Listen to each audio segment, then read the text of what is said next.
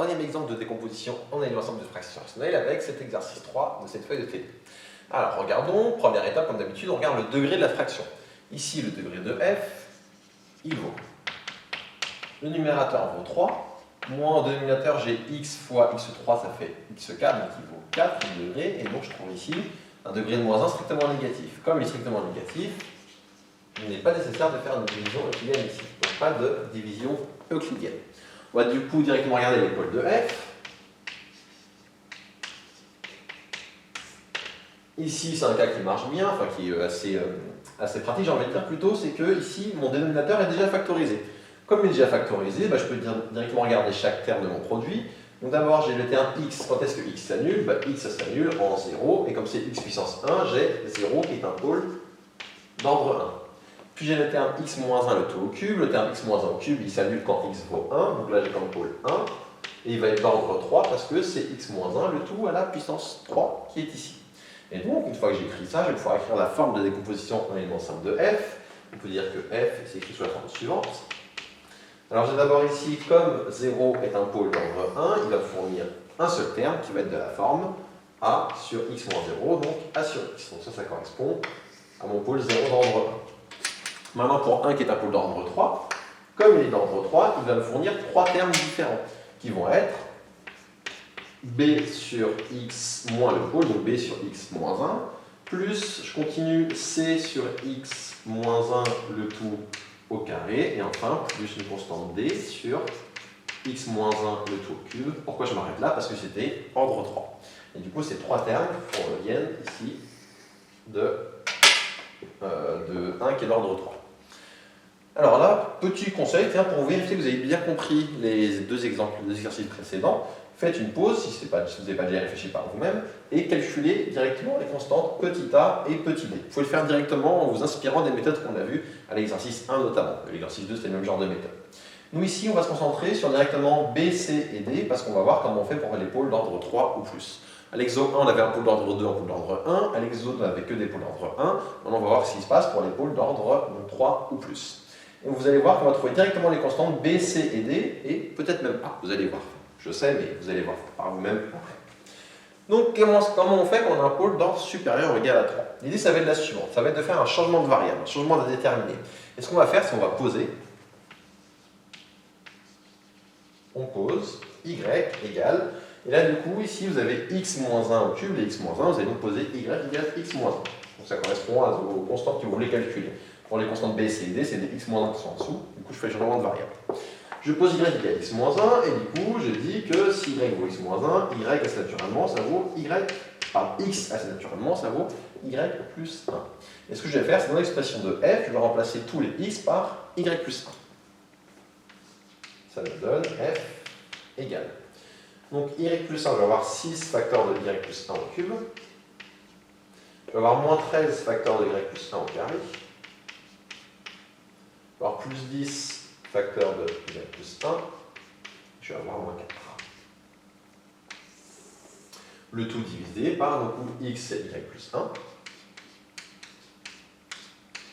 fois, quand je remplace, x moins 1, ça valait y, donc fois y au cube. C'était le but, en fait, de se ramener avec la puissance 3 sur un terme comme ça seul, un déterminé seul, qu'on appelait ici y. Maintenant, qu'est-ce qu'on va faire de ça? On va développer le numérateur, et par contre, le dénominateur, on ne va pas y toucher. Donc développons le numérateur. Pour développer le numérateur, on va trouver que f égale, je vais le faire ici,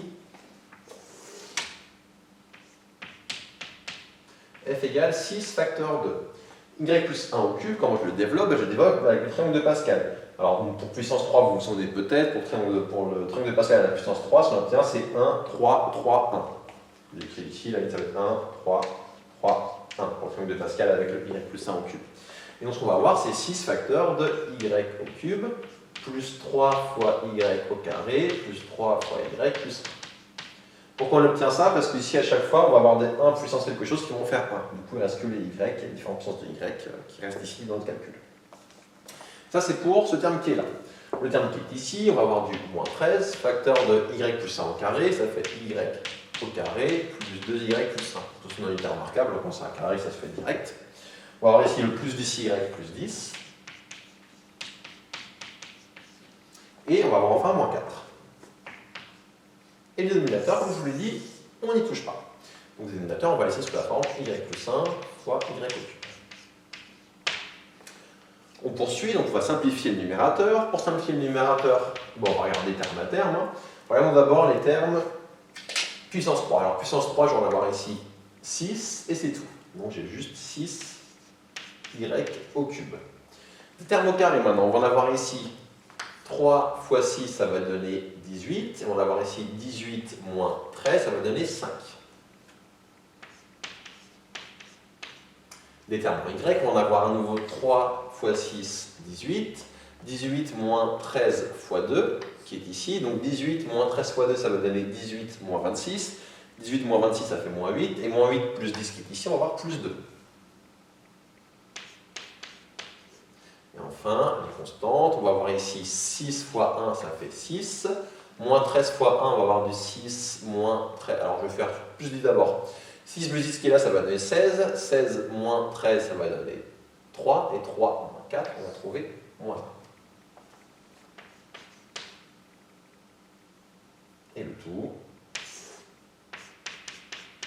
divisé par y plus 1, y au cube.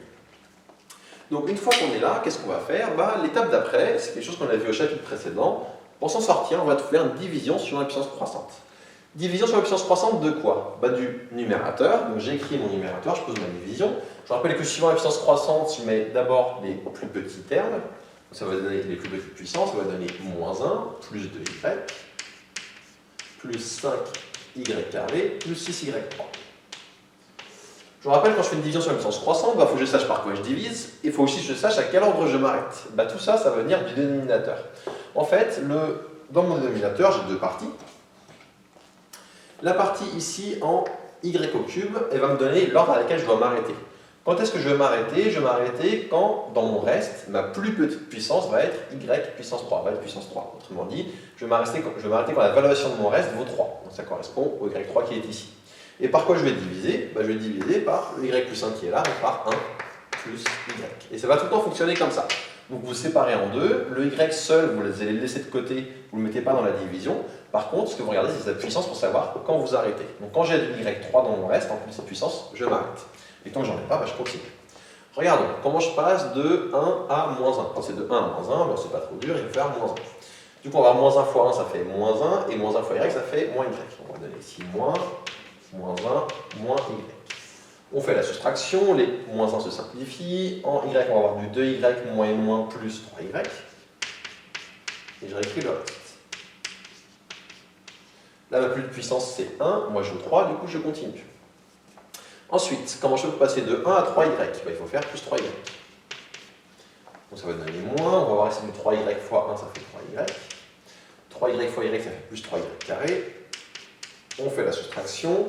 Les y se simplifient. Les y2, on va en avoir 5 moins 3, ça fait 2y au carré. Et j'ai ici plus 6y au cube. Moi, je veux 3 en plus petite puissance. Là, j'ai 2, du coup, je continue. Comment je passe de 1 à 2y au carré? Je fais plus 2y au carré. Et ça va me donner moins, ici, on va avoir donc 2y au carré fois 1, ça fait 2y au carré. Et 2y au carré fois y, ça fait plus 2y au cube. Les y au carré se simplifient, et en termes de y au cube, on va avoir 6 moins 2, ça fait 4y au cube. La petite puissance, c'est, je voulais 3 en petite puissance, c'est ce que j'ai, du coup je m'arrête, j'ai terminé ici. Qu'est-ce que je viens de montrer? Si je vais écrire maintenant la conclusion de la division sur la puissance croissante, c'est pour ça que je vous ai habitué à tout le temps le faire au chapitre précédent, je peux dire que donc f s'écrit sous la forme. Donc le numérateur, il s'écrit 1 plus y fois ce qu'il y a ici, plus le reste. Donc 1 plus y, facteur de moins 1 plus 3y plus 2y au carré, plus le reste, c'est-à-dire plus 4y3. Alors là, il faudrait factoriser par y3, mais ça ferait y3 fois 4, ça revient pareil, autant écrire 4y3. Mais il faut factoriser, on le verra mieux dans l'exemple suivant, pour l'exercice suivant. Pourquoi je vous demande tout le temps de factoriser? Divisé par y plus 1 sur y cube, fois y cube. Et là, qu'est-ce que je vais faire? Je vais séparer cette fraction en deux. Poursuivons ici. Je vais séparer en deux parce que mon numérateur, comme c'est une somme, je peux très bien dire que c'est le premier terme de la somme divisé par mon dénominateur plus second terme divisé par le dénominateur. Faisons-le. Quand on le fait, on va avoir du 1 plus y facteur de, je ne sais pas me tromper par copiant, moins 1 plus 3y plus 2y carré. C'est bien ça, hein?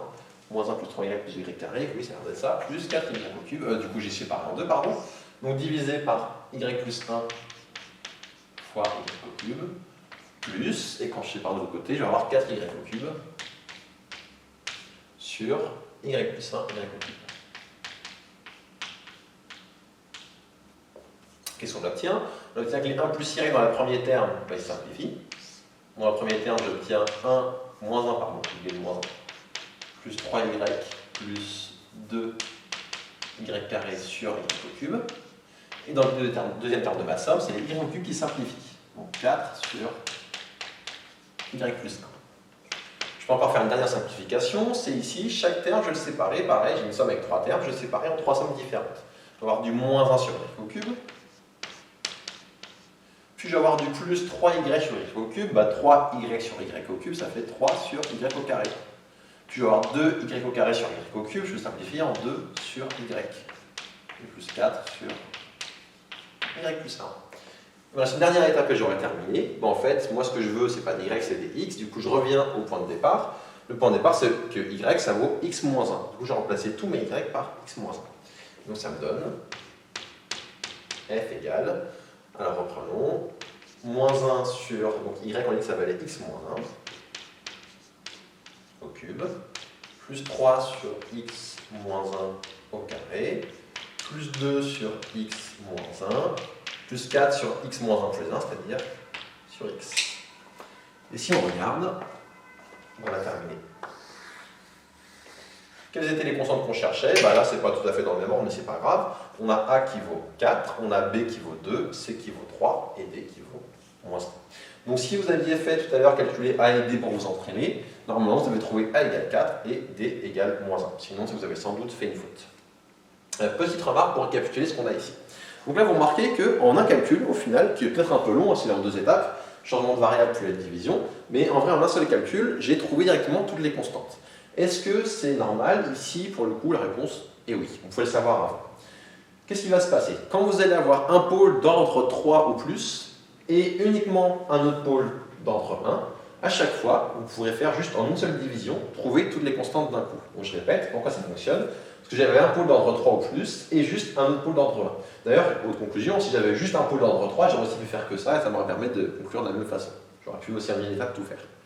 Mais je reviens à ce qu'on a ici, donc, et je répète une dernière fois la phrase que je viens de vous répéter 3 ou 4 fois, qui est que, donc quand j'ai un pôle d'ordre 3 ou plus et juste un pôle d'ordre 1, à chaque fois, en faisant directement cette chose-là, ça fonctionne.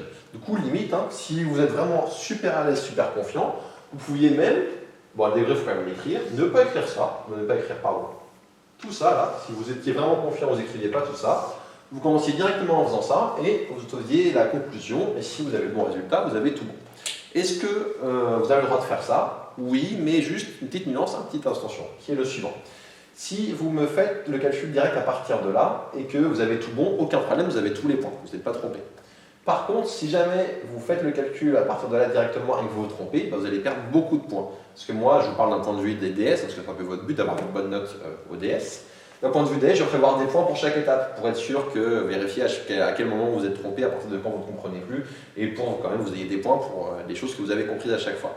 Donc imaginons au DS, vous m'écrivez ça, et vous calculez A et D, comme je vous l'avais dit tout à l'heure préalable, vous aurez quand même quelques points vous aurez plus de points que si vous faites directement ça et que vous vous trompez dès la deuxième étape. Donc si vous êtes sûr de vous, vous avez le droit de faire uniquement à partir de là, et de ne pas mettre les parenthèses. Par contre, si vous n'êtes pas sûr de vous, je vous conseille de perdre, entre guillemets, 2 minutes à écrire ces étapes-là et voir à calculer les constantes A et D. En plus, ça vous permet de vérifier à la fin que vous ne vous êtes pas trompé. Donc voilà, ça termine pour ce troisième exemple de décomposition d'un élément simple. Et si on récapitule, on sait donc maintenant trouver les constantes qui correspondent au pôle d'ordre 1, au pôle d'ordre 2 et au pôle d'ordre 3 ou plus. Autrement dit, à partir de maintenant, vous savez tout faire.